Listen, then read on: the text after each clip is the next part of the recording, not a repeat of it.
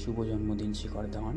একজন দুর্দান্ত ওপেনার ছিলেন, রোহিত শর্মার সাথে অসাধারণ সময় কাটিয়েছেন এবং অসাধারণ কৃতিত্ব দিয়েছেন, ভারতকে সাফল্য এনে দিয়েছেন অনেক ক্ষেত্রেই। বিরাট কোহলি পৌঁছে গেছেন ভাইজাগে, কেএল রাহুল সঙ্গে ঋতুরাজ গায়কোয়াড়, সকল টিমমেটস পৌঁছে গেছেন ভাইজাগে লাস্ট ওডিআইয়ের জন্য। আশা করছি আমরা জিতে যাব। Rohit Sharma the captain, the leader of all time.